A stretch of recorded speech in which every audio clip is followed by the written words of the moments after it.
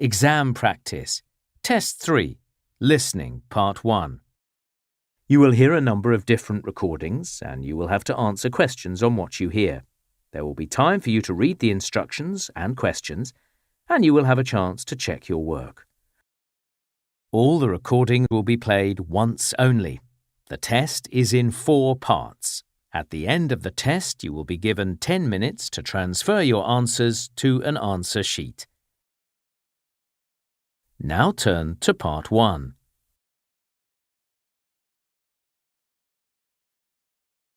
You will hear a conversation between the organizer of a short film competition and a man who is interested in taking part in this event. First, you have some time to look at questions 1 to 5.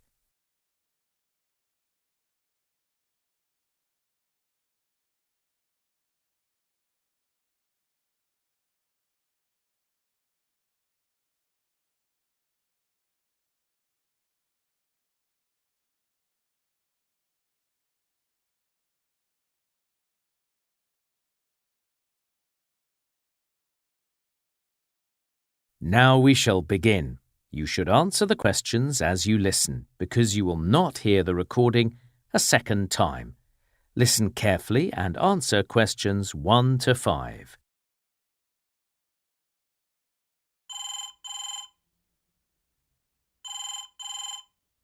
Oh, hello. Is this the right number to call for the short film competition? Yes, how can I help? I know the competition's been running for 10 years, but I've never taken part before. I want to be clear on the rules. Is 20 minutes the maximum length of the film? That's correct. So, shall I run through some of the other rules for entry? That'd be great. I'll make some notes. All right, so the deadline for getting the whole film made and sending it in to us is on Wednesday, May the 15th. Oh, really? I thought the submission date was sometime at the end of June, the 30th. That's when the judges announce the winners. Right. I guess I don't have as much time to make this film as I thought. Now, just so it's clear, one of the rules is about the team of people you have working with you. Will you be doing most of the filming yourself? Probably, yes. OK, but perhaps you'll be needing some technical support with editing and the audio? I imagine so. That's fine, but you can't employ any professional actors, I'm afraid. They all need to be new to acting, having a go for the first time. I see. Not a problem. Now, I know that one of the rules is about the things you need to include in your film. That's right. Last year, all films had to include a scene with a broken pair of glasses. What about this year? Well, it's been decided that one of your main characters has to be a child. Or if you prefer, it could be an animal instead, but we have to see them in a number of scenes, OK? All right, I'll have a think about that. I'm not sure which one would be easier to work with. It can certainly be a challenge, but that's what the competition is all about. Now, it's not just our rules you need to think about. You might also need to get permission, say, for example, if you decided you wanted to add some music to the film. That sounds complicated. I suppose I could use a local band, people I know that would help out. I wouldn't need permission in that case. Good idea. Then you don't need to worry about the legal side of things. All right, that's clearer. Actually, is that right that the film doesn't need to be in English? Yes, because if a film wins the competition in this country, it could end up being part of an international competition. But if you're going to use another language, you've got to provide subtitles, and those do have to be in English and 100% accurate. If they're not, your film won't be accepted in the competition. Seems fair. Before you hear the rest of the conversation, you have some time to look at questions 6 to 10.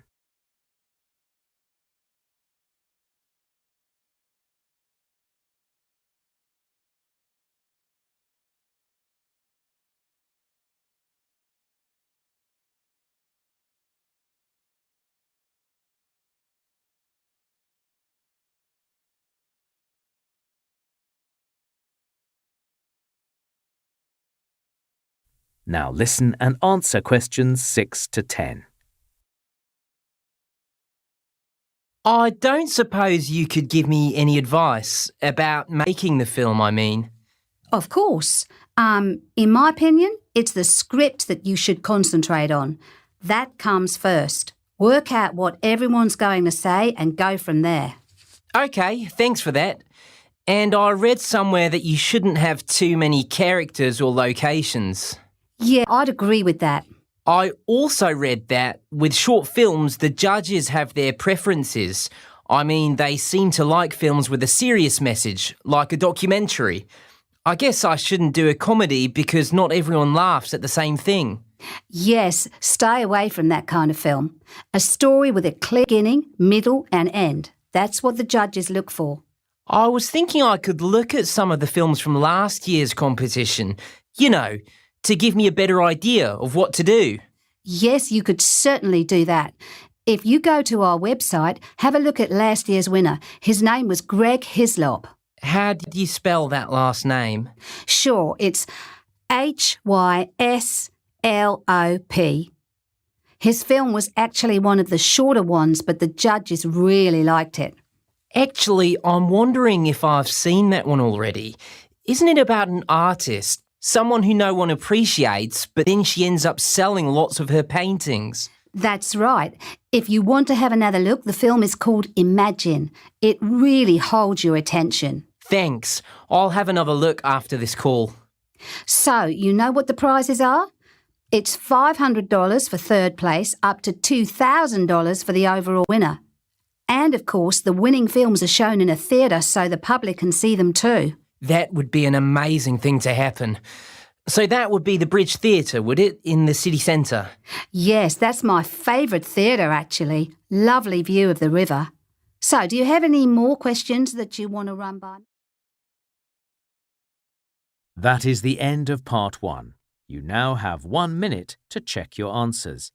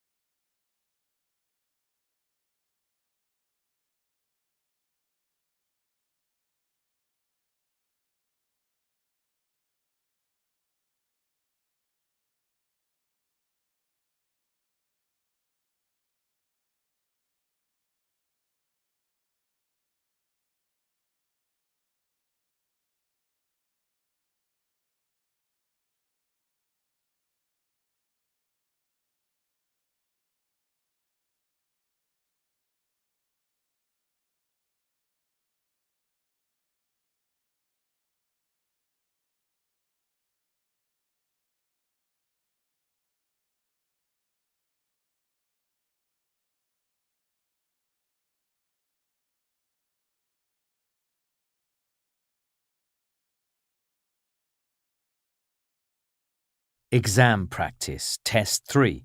Listening, part 2.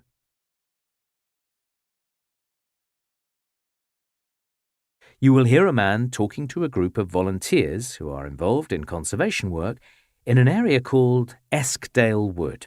First, you have some time to look at questions 11 to 14.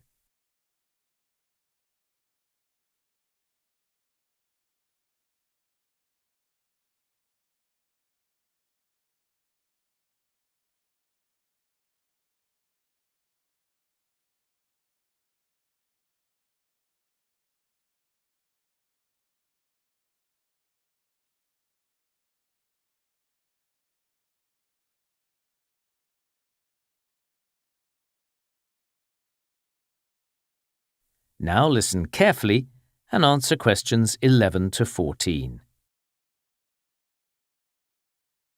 Hello, everyone. Thanks for volunteering to help with our conservation work in Eskdale Wood next weekend. A big group like this means we can really achieve a lot. Let's start with the tasks we need to get done. I'm happy to say that since the last clean-up of the wood, the litter hasn't returned, so that's one job we can forget about. But because of the recent storm, there's been damage to some older trees. A few big branches have come down and they're blocking the paths. We need volunteers to pull them off and pile them up somewhere else so they're not in the way. While you're working, have a look at the bird boxes we placed in the wood last summer. We're sure that most of them have been used, so that was a job worth doing. The storm has also blown down the fences on the north side of the wood, so we'll need you to give a hand with repairs. There'll be someone there to supervise, so you'll get that job done quite quickly. What do you need to bring with you? Gloves are essential. You don't want to end up with cuts and dirt all over your hands. If you don't have a good pair already, I'd suggest popping into town and buying a pair from the garden centre. They seem to have a good range. Now, the forecast is for cloud, but at least it'll be a dry weekend. You can leave your sunscreen at home. As usual, we'll be handing out any tools you need at the start of the day. Spades, saws, hammers, it'll all be supplied. There are parts of Eskdale Wood which are still muddy after the storm, so I'd recommend boots. You'll need to supply your own, and I'd put them on in the car park if I were you before you enter the woods. And thanks to some funding from the local residents committee, we've got a bit of money for snacks, so I'll be bringing some sandwiches with me for everyone. Before you hear the rest of the talk, you have some time to look at questions 15 to 20.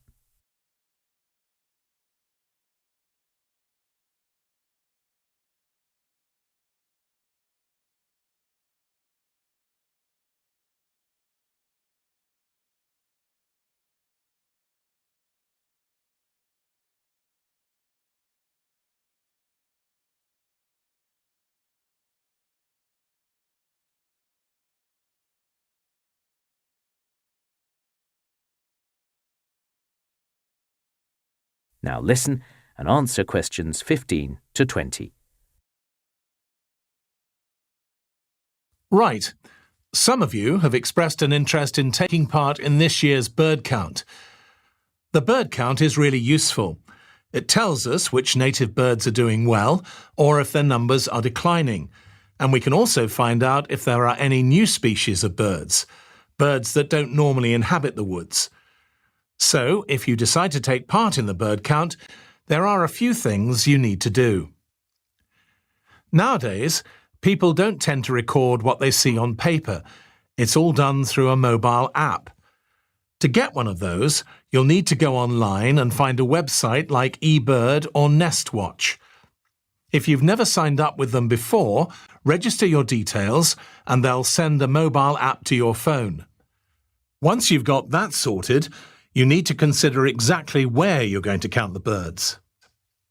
You might decide to spend the day, say, just in a single field, or you might want to cover a wider area. It's up to you. Stay away from privately owned land, because you'd need to get authorization for that. The next thing to do is get some other people to come along and help you, a group that are also interested in birds and that are capable of using the technology. Yes, because by yourself, it's easy to miss the birds that might be in the trees behind you. Then, on the day of the bird count, you need to give all your helpers a printout, showing pictures of the birds you're hoping to see. The pictures should be clear enough so people can really distinguish between similar-looking species. So yes, the document should be in colour, really. Also, remind people that the bird count is not a race to find the most birds possible. It's supposed to be a group effort, with everyone staying in the same place. What else? OK, at the end of the day, once all the counting's been finished, get together with the rest of the group. How many birds of one species has everyone seen? Compare notes. It doesn't really matter if your totals are slightly different. Just get everyone to work out and decide, more or less, what the probable number was. Finally, when you're ready to submit all the data you've collected, have a look at the pictures you've taken. Choose the best one. You want a sharp image of a single bird rather than an image of a whole lot of birds in the distance. Upload it with your data, and you never know, you might get a prize if yours is the best shot. All right, let's move on to the data. That is the end of part 2. You now have half a minute to check your answers.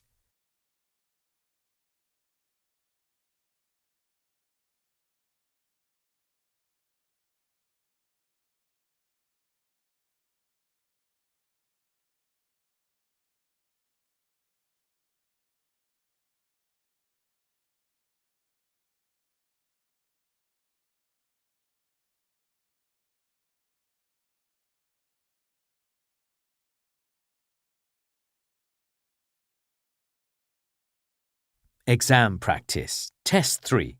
Listening, Part 3.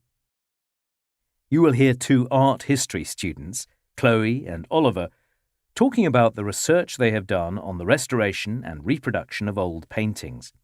First, you have time to look at questions 21 to 25.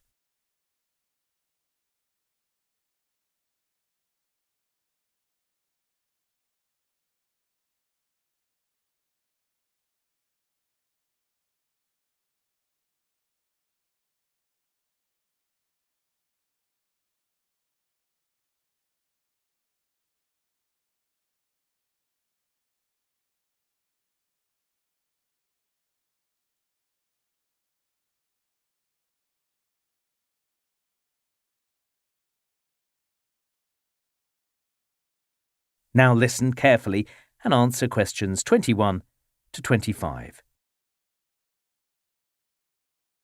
Okay, Chloe, let's put the presentation together.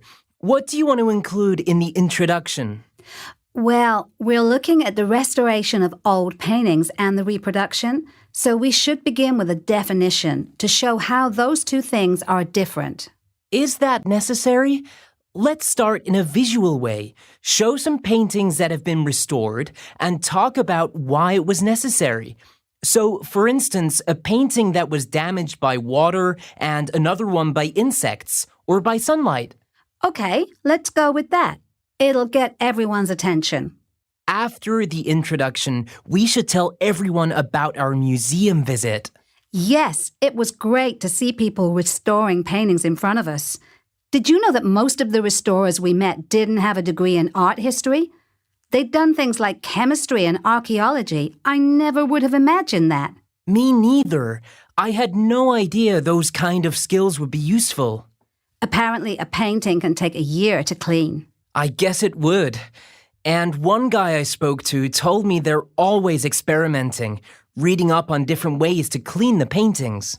So, would you be interested in a career in art restoration? You know you don't actually need to be able to draw, so it might suit you. Very funny. Look, I think it would be a great job, but I wouldn't choose to do it. You get to work in interesting places, that's true. I mean, sometimes you'd be working in a public place, like restoring the paintings high up on a church ceiling. With the public watching? I wouldn't mind that. But the thing is, when someone owns the painting you're working on, you've got to get it right. What if they didn't like the colors you'd used? Too much pressure. True. Since we visited the museum, I've been researching other restored paintings. One was a Dutch landscape. It had been hanging in a museum for over 100 years, and everyone just thought it was a nice scene of people on the beach. And then a restorer started cleaning it and discovered someone had painted over a whale. A whale? Yes, the original artist had painted a whale on the beach, and later, I suppose the painting was bought by someone who thought the whale ruined a pretty scene, and they paid another artist to cover it up. You must be right. Not everyone judges a painting in the same way, obviously. Anyway, we'll have plenty to say about restoration. What about digital reproduction? Yeah, digital technology is having quite an impact on the art world. We can now reproduce famous paintings, and you can see something that looks just like the original. I guess the difference between a digital reproduction and a fake painting is no one's pretending it was painted by the original artist. And what I like about digital reproduction is you could potentially make lots of copies so a wider audience can see them. Maybe. I'd rather look at the real painting. Before you hear the rest of the talk, you have some time to look at questions 26 to 30.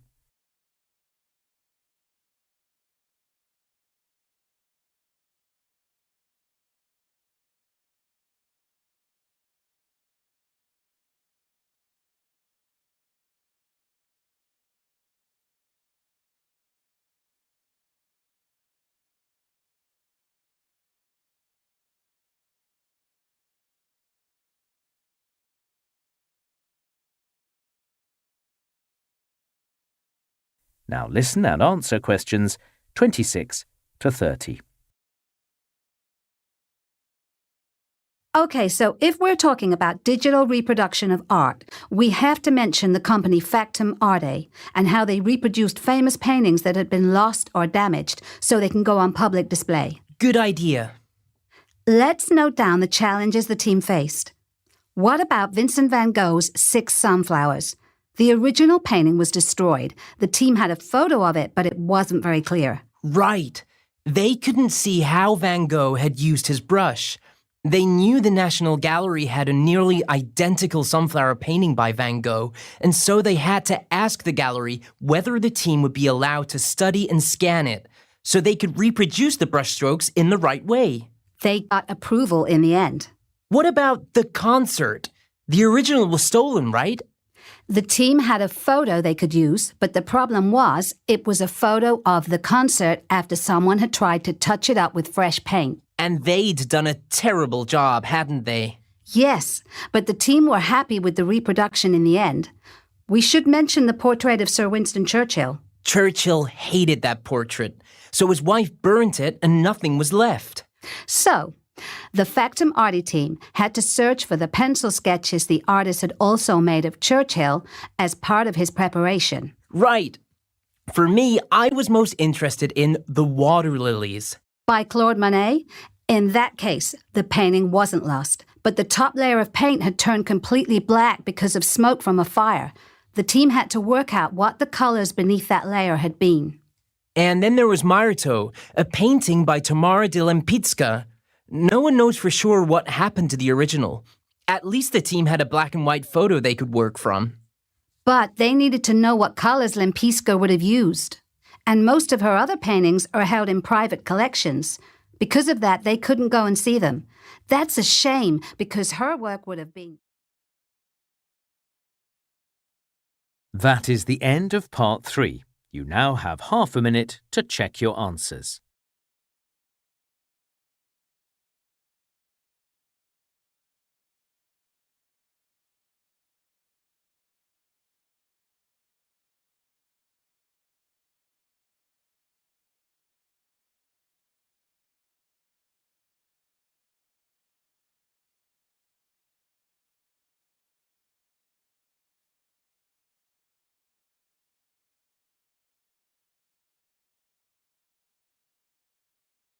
Exam practice, test 3. Listening, part 4. You will hear a student giving a presentation about the challenges of living in space. First, you have some time to look at questions 31 to 40.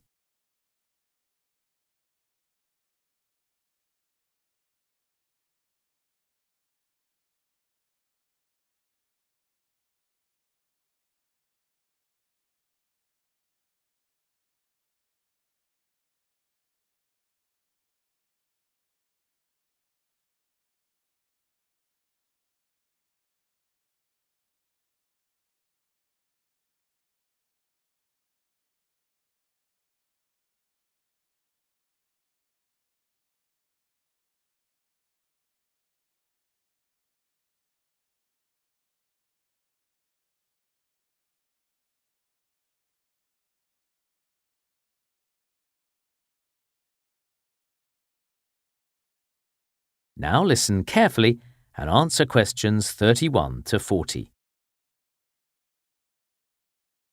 Hello everyone. So I'd like to tell you about some of the challenges of living in space. We'll start with the International Space Station, or ISS as it's often called. The ISS has been in space, in orbit around the Earth, since 1998. Over 200 astronauts have lived on board, and one of the biggest challenges for them is living in microgravity. So, what happens when you're living in microgravity 24 hours a day for months? For a start, it affects your blood circulation. On Earth, your blood would naturally be pulled towards your feet, but in space, it goes to your head, and we'll talk a bit more about the consequences of that later. But it also goes to your chest, and that's why astronauts have to be careful about their blood pressure. Microgravity also affects the minerals stored inside your body. Over time, for example, the amount of calcium inside your bones begins to decrease. so the bones become weaker. Yes, it's not much fun living in space. The astronauts have to maintain a very strict exercise program. They do 2.5 hours of exercise 6 days a week. If they don't, what happens is that their muscle begins to waste. Some of it also turns into fat. And one final problem that some astronauts experience, they find that when they get back to Earth, they can't see clearly. Scientists aren't exactly sure why this happens, but it seems that the astronauts' vision can be permanently affected. Another challenge with living in the ISS is you have to take everything you need with you. So space agencies like NASA are constantly improving the way they recycle things. Water, of course, is a vital resource, and every little bit counts. That means that even the sweat that the astronauts produce is recycled. I know that doesn't sound very nice, but NASA says their water is purer than anything you'd drink on Earth.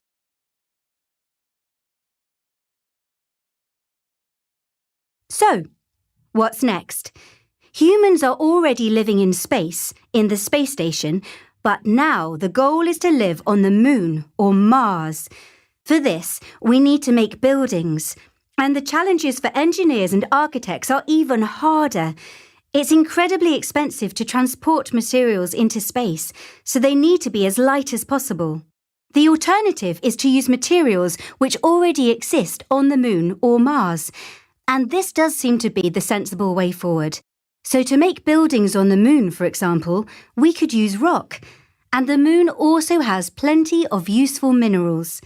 These can be made into metal, into brick. And some engineers are also suggesting they could produce paint. So it seems everything we need for a basic building might already be on the Moon. Actually, there's one thing that NASA hasn't managed yet, and that's to increase the size of the windows on the ISS. They're very small, and if people were going to live in buildings on the Moon, this is something NASA still has to work on. So, even if we managed to create a network of buildings for people to live in on the Moon or Mars, and grow food, and be self-sufficient, they would still need mental stimulation and opportunities to relax and stay in touch with what was happening back on Earth.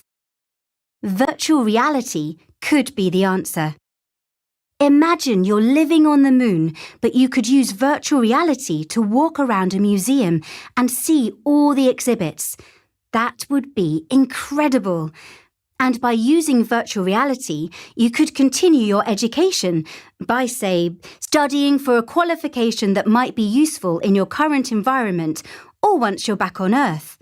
Now, Mars is a different thing. That is the end of part 4.